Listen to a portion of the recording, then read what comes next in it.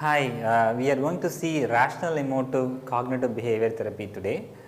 So, this is a school of thought or approach in counseling. So, you can either use rational emotive behavior therapy or Rogers ideas or transaction analysis to do counseling. So, I will tell you how to use rational emotive behavior therapy for counseling. So, rational emotive behavior therapy, initially it was called as rational therapy.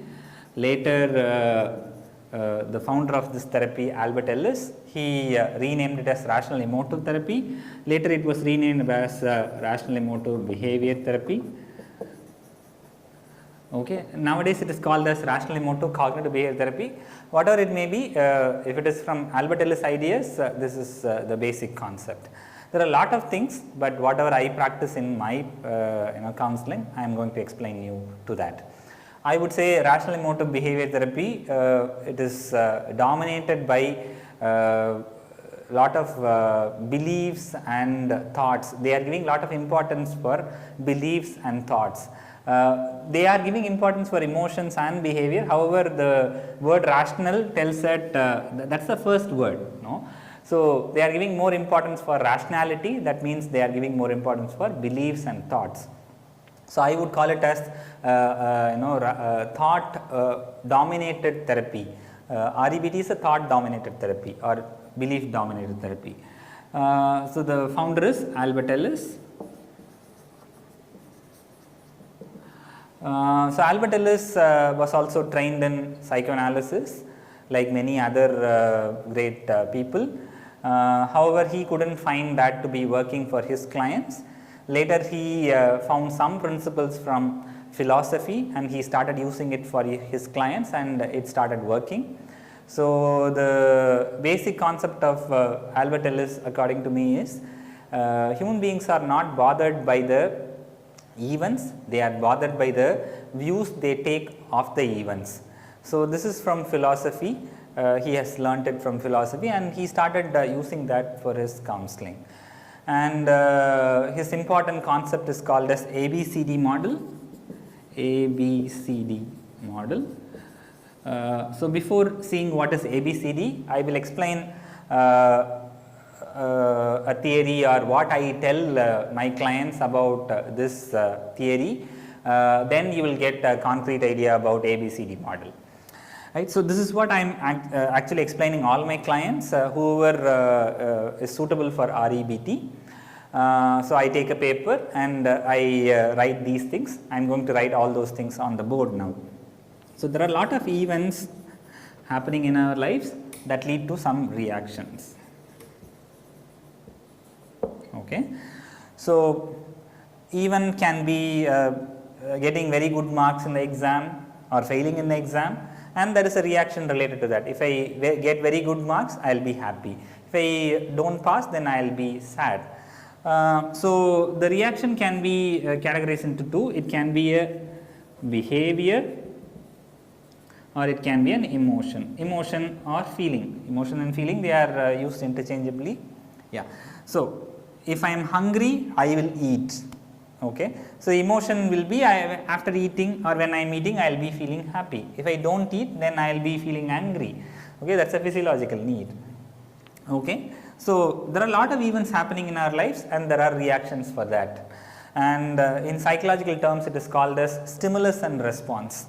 Stimulus is the event or whatever is happening and the response from you can be a behavior or emotion. Okay. So, now answer my question. I am going to ask you a question.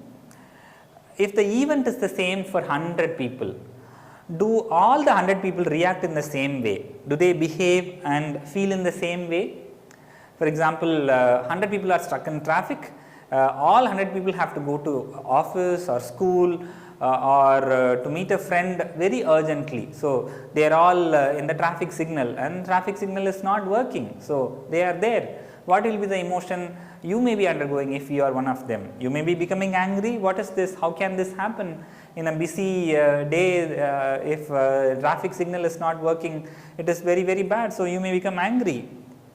And some other person may become sad. Oh, what is this happening? I am not able to help anybody. So, or let us take all the 100 people have to go to office at 10 o'clock, time is now 9:45, 15 minutes reaching, it's not at all possible. So, it can be anything. So, the event, if it is the same, are the reactions the same, your answer will obviously be no. Okay. So, not everybody is reacting in the same way, even though they are in the same situation. Okay. So, what makes them to react in a different way? Okay. So, the answers can be their mood. Okay. If they are in a bad mood, then they will get angry soon. If they are in a good mood, probably they will be fine. Or you can probably say their personality or character. So, there are some people who are short tempered and they become angry very soon. Some people feel always calm, or you can say their parenting styles, their parents' parenting style, otherwise how they were brought up. So, if they have seen their parents becoming very tensed for each and everything, probably they will also become like that, or if they have seen them to be calm, then they may be calm. So, there are a lot of things we can keep telling because people do not react in the same way even though they are in the same situation. So, remember what Albert Ellis told. Albert Ellis says that people are not disturbed by the events, how they view it. Okay. So, the word view we can write here, otherwise the psychological term will be perception. Okay. And age also matters, gender, okay. There are a lot of other things. Okay. So, why people do not react in the same way? Because of these different criteria. Okay. So, if this is true, can we say that this is not happening, but this is happening? So, you becoming angry or sad or okay or calm, that is not because of the event or the situation. Events trigger something in you and that leads to your behavior and emotion. So, can you agree to this? Okay. So, if the events are responsible for all your reactions, then everybody in the event or everybody in the situation would be reacting in the same way, but that does not happen.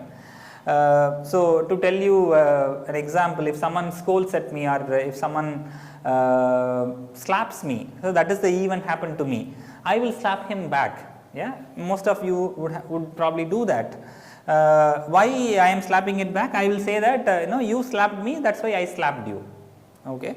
So, that is the reaction that I would say, but there are some people who would not slap back and they will wait for their turn and then they will say, no, this is not fine, what you are doing is wrong. So, there is another reaction. For some other people this can happen. Okay. So, my idea is slapping happens to you, you slap him back or you becoming calm and talking to him, what is the reason behind slapping? It's based on all these things. Okay. So, your events trigger something in you and that later triggered your behavior and emotion. This is what Albert Ellis says.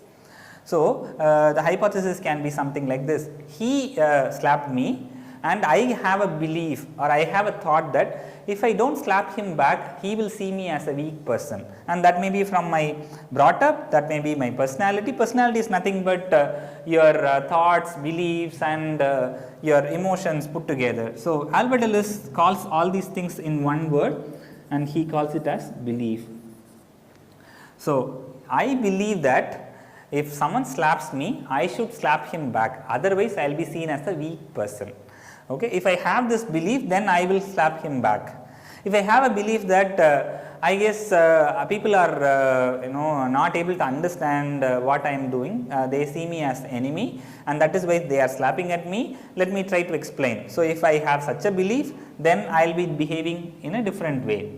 Okay. So, actually speaking, this belief is not taking some time to work on. It is very minimal time only it takes, probably it takes microseconds. We directly go from event to reactions very soon because they are not thoughts. We do not really think. When someone slaps at you, you do not just think. Since it is a belief, it is unconscious, directly you are going to reaction. So, in microsecond it goes there. So, if it is a thought, probably you will be thinking. Okay. So, if you are given 2 idlis and you are starving for a whole day and in the night you are given 2 idlis, will you eat it? You have a belief that 2 idlis will not be enough for you. You don't really think about that. Now, you are not going to think, okay, 2 idlis, how many calories? I haven't had a lot of food from the morning, so I have worked hard. How many calories will be required? We don't think. We just believe this is not enough. Okay, we don't really experiment and all. We are not eating those 2 idlis and then see whether it is enough for us. By looking at the 2 idlis only, that time itself you know this is not enough. So that is a belief, and that belief comes from your past experiences or whatever was given by your parental figures. So if you think once, that is called as thought. If you keep thinking the same way forever and ever, if you don't evaluate it, that is called as belief. And Albert Ellis says that most of the time we have beliefs and they are without our awareness. Sometimes we don't even know why we do certain things. It is our beliefs. If it is a thought, then you would be able to say that. Now, when he slapped at me, I thought this way. But most of the time we don't have that idea because it is a belief, it is unconscious. Okay. So, the events happen, then our beliefs are triggered, then that leads to our behavior or emotion. So, our clients come to us stating that they want to change the behavior or they want to change the emotion. So, I specialize in smoking cessation. So, they come to me to quit smoking. So, that is the behavior change. There are some people who come to me, I want to manage my anger. Okay, they want to make changes in emotions. If I see them as a thinking mode person, okay, then I will take up this REBT and I will work on his thought. Later there will be changes in the behavior or emotion. So, remember that behavior, emotion and thoughts, physiology, they are all related to each other. Okay. So, I can start working on the thoughts, then there will be changes in the behavior or emotion. So, that is what RECBT says. Okay. Change the beliefs or thoughts, then there will be changes in the emotions and behavior. Okay. So, the belief or the thought, how to change it? First of all, we should be able to find out what is the belief behind their behavior. Okay. So, if we are able to find out that, then you can help them by telling them there are 2 categories of beliefs or thoughts. One is called as rational, another is irrational. Okay. So, rational, irrational. So, these are the 2 kinds of thoughts or beliefs. In pop psychology, people used to say thinking or thoughts are 2 types, positive and negative, and I would say that is pop psychology. In rational, emotive or professional psychology, we do not use those terms. We will be using adaptive, maladaptive, functional, dysfunctional, rational, irrational. So, here Albert Ellis uses this term rational and irrational. Okay. The idea is, if you have an irrational belief, then there will be unhelpful behavior, unhelpful emotion. If you have a rational belief, there will be helpful behavior and helpful emotion. Again, we don't use the word negative behavior or negative emotions. Emotions are neither negative nor positive, they are just emotions. Okay. So, we need to find out what is the belief behind that, then we need to find out whether it is a rational belief or irrational belief. Most of the time, our clients will come with 1 or 2 irrational beliefs or many irrational beliefs. That is why they get into issues. So, smoking is the behavior that he wants to change, he wants to quit smoking. So, I have seen people having this belief, smoking does not harm me. I will not get any kind of cancer because I have never had anybody in my generation having cancer.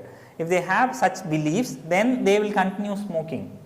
Okay. I am very healthy, I eat very good food, my lifestyle is good and the smoking cannot harm me. It can happen to someone else. Smoking is a socially approved behavior. If they have such a belief, such a thought, then there will be behavior of smoking. Instead, if they believe that okay, smoking can cause harm, and people who have cancer would also have believed that it wouldn't harm them, but it has harmed them. Nobody knows who will get cancer. Nobody starts smoking saying that I will get cancer, I will be dying of smoking. Nobody is believing such a way. So, when we help them change their belief into rational, what is logical, then they will be able to change their behavior. If you directly tell them quit smoking, that will be advice. That is what many people do. Why he is behaving in such a way? Because there is a belief behind that. Smoking is not going to harm me. If that is the belief, then there won't be any change in the behavior. So, first work on the belief for a thinking person at least. Okay. So talk to the client and understand his beliefs If you have some hypothesis, is this your belief, you can give that hypothesis and the client can say yes or no. If they say yes, then find out whether it is rational or irrational. There are lot of things Albert Ellis told about how to differentiate rational and irrational beliefs.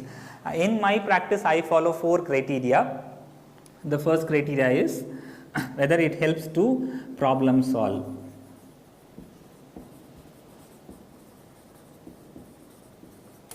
Second criteria is whether it has 100% evidence.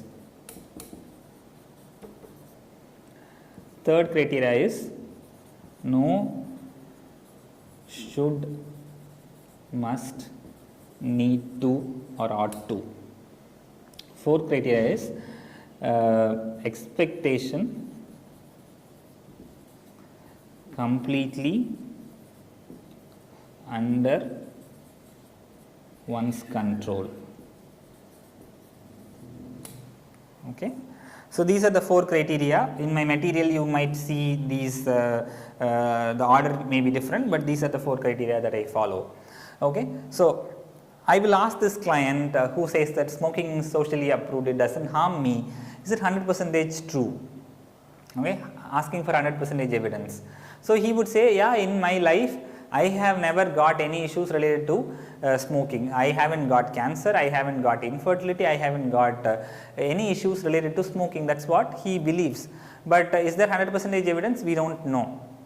Sometimes master level checkups cannot find out what is the damage smoking has done to the body. So, only when it is becoming bigger, these scans and x-rays can show something. So, there is no 100% evidence. If it is true for him, it should be true for everybody. So, there are a lot of people who have been harmed by smoking. So, that is not 100% true, but he may believe that it is 100% true, it has never harmed him. Okay. So, let us move on to the second criteria. Is it helping you to problem solve? No, that will be the answer for many behaviors which are not okay. So, he would say that my wife is not liking that, my boss is saying that it will harm me. So, there are a lot of friends saying that it is not good for me. So, it creates lot of problems, relationship problems between me and my friends, me and my wife. So, that is not helping me to problem solve. So, when one of these criteria is not met, then it means it is irrational. All these 4 criteria should be met, then it is rational in most of the cases, yes. Okay. So, we do not have to ask all these 4 questions, whichever is relevant to the client's belief, you can choose any one of them and then ask. Okay. So, in this case asking him whether it helps him to problem solve, he says no. So, as a counselor I will be asking this question, okay, if it is not helping you to problem solve, what can you substitute in the place of this belief, smoking is not harming me, that is not helping you to problem solve. So, what can you substitute so that it helps you to problem solve, and that will have 100% evidence. So, it may harm me, in future it may harm me. So, he may say such a statement, otherwise I can also suggest, but the client has to agree. So, if he understands that that is the rational belief, then I will ask him, if you say it may harm you, what can be the behavior change you can think? He may say that I want to reduce smoking. Okay, that is great. So, initially he said that I cannot smoke, quit smoking, but now he says that I will try to quit smoking, I will reduce smoking. So, that is changing the belief.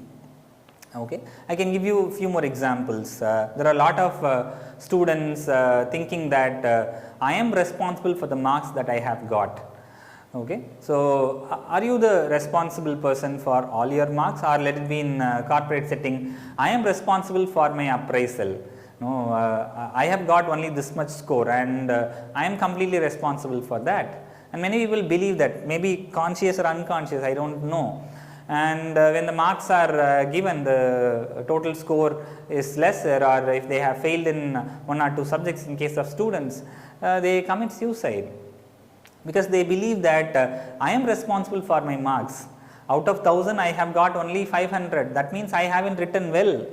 But is that the case every time? I have seen some clients with this case. For one client, the social science marks were not shown in the internet website. So, it was just a dash. how can it happen? And the total score is out of 500, usually it is for 500, but for this person it is out of 400 because social science marks are not there.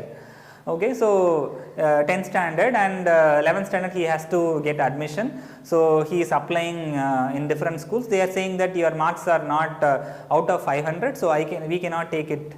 Okay, so he goes to the education department office and asks what has happened, and they are saying that we don't know, wait for some more time, you will get the score sooner. Okay, so sometimes this can happen, and to err is human. The paper may be missing, or the evaluator might have given no marks for that, because he is also a human being. So he might have done some mistakes, or when the marks are uploaded in the server, there may be some error in the server, and because of that the mark was not uploaded. So such things can happen, but people believe that if I have failed, then that means I am the one who made the mistake, I did not give the paper. Or even if the student doesn't believe, that the parents or someone says that, oh, I guess you did not give the paper at all, and you did not go to the class at all, you did not go to the exam at all. In that case, that should be absent, but instead of that there is only one dash, there is no mark at all. But people think this way. Okay, so again, funnily speaking,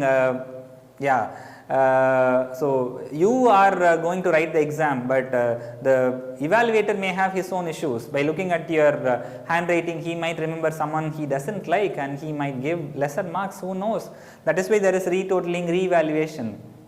Or you are going and writing the exam, whatever the question that you did not study, all those questions only come there. So the paper, whoever set the question paper, he is also a stakeholder. So those things can happen, and I am not saying blame others. So what is the contribution from your side, what is the contribution from other side? So see that, and that is what I am saying in this fourth point. So you want to get 500 out of 500, that is the expectation, but is it completely under your control? Are you the only stakeholder? You can only write the exam, and later if you believe in God, you can pray to the God that I should get an examiner who likes my handwriting, I should get a good technical person who puts my marks into server and it has to work well. That is the best you can do, but you cannot stop all other things, because that is not under my control. And there are some clients telling this, my child doesn't talk to me appropriately, my wife doesn't understand me. Yeah, if he understands or if the other person understands, it will be better, but that is not under your control. No, you are under your control probably. Others are not under your control. So if they are able to understand you, it will be great. So instead of having absolutistic belief, if you have flexible belief, it will be better. So that is the third point. I should get 500 marks. When you have this word should or must, then that is when your mental health goes down. So Albert Ellis says, don't masturbate. He is talking about masturbation, not masturbation. Masturbation is fine, but masturbation is not at all fine for your mental health. So don't have lot of shoulds and must in your life, then you are putting lot of pressure. So when you are able to achieve it, great. If you are not able to achieve it, you feel guilty, you feel bad, it ruins your mental health. Your mental health is much more important than anything else. Okay, so people say that I should become a doctor, otherwise they become dead bodies. Okay, they commit suicide because they cannot become doctors. Yeah, so if not doctor through medicine, or if it is not through MBBS, maybe BHMS, homeopathy, Siddha, Ayurveda, dental, veterinary, everything will make you a doctor. Okay, so have some choices. Don't have absolutistic belief. Please have flexible beliefs. So if I believe that, okay, let me study well, let me write my exam, let me see what is the mark that I get. If I get 500 out of 500, I will go for this course. If it is not 450, then this course. Then 400 this course. So have some options. If you have five or six choices, then when you get marks, you will not get sadness or depression. You will not think of committing suicide. Okay, so be flexible. So don't have absolutistic belief. Think about the things that are under your control. Whatever is not under your control, you can only pray to the God. Nothing more than that can be done. So all these four criteria, if that is met, then that is a rational belief. So help the clients to think rationally. So they may have 4 or 5 irrational beliefs based on the events. So let them list out, and you help the client to find out whether it is rational or irrational by looking at these 4, and train the client to think rationally. So no, we have to substitute the belief then and there. When I get the urge to smoke, no, smoking is socially approved is my belief. So I have to tell myself that no, smoking is socially approved probably, but it may harm me. So you have to train the client to tell these things to himself forever and ever. It is like training your brain to ride a cycle or a car. In the beginning, you have to be really conscious. You have to see where is the pedal, where is the handbar, where you are sitting. You have to concentrate on a number of things. But when you learn that after some time you can just ride your cycle, you don't have to be conscious. So we have to train our brain to think rationally. So these 4 criteria not only for issues related to this event, it can be for everything. So he may be getting lot of thoughts. So let him go through these 4 filters, then he will be training himself for a longer time. So it may take some 1 or 2 days or maybe 1 week for him to get trained. When the training has happened, then his brain will start thinking rationally, and if he has come for smoking issue, the smoking issue may be solved, and he will not come back to you for different issues again and again. So that happens with advice. For every problem they are getting new advice. No, here we are trying to improve their mental health. When their mental health is improved, they decide what is good for them. So they change their behavior with the husband, with the wife, with the boss, with the son, with daughter. Everything can happen, because this is a theory that helps people to become rational. Okay. So this cannot happen just overnight. So you cannot just tell them that okay, practice this, do this, or giving affirmations, they may not help in a long run. It has to be trained. So tell them to follow these 4 criteria and categorize their thoughts into rational, irrational. Then for everything, if they do, then there will be changes in their problem that they have come for. So this ABCD model is nothing but A is activating event, C is consequence. A and C, they are not next to each other, that is belief in between. Belief is this B. Okay. A does not lead to C, A leads to B, then it leads to C. A is activating event, B is belief, C is consequence. In Indian context, consequence is a negative term, so instead of that I am using this word reaction. Okay. So when the B is irrational, we need to dispute it, that is D. Okay. D is dispute. Okay. A is activating event, B is belief, C is consequence, D is dispute. When it is irrational, please dispute it. Dispute it again and again, there will be changes in the behavior and emotion, that is otherwise called as consequence. So there are a lot of other things given by Albert Ellis, but this is what I practice in my counseling, so I have shared it with you. Thank you.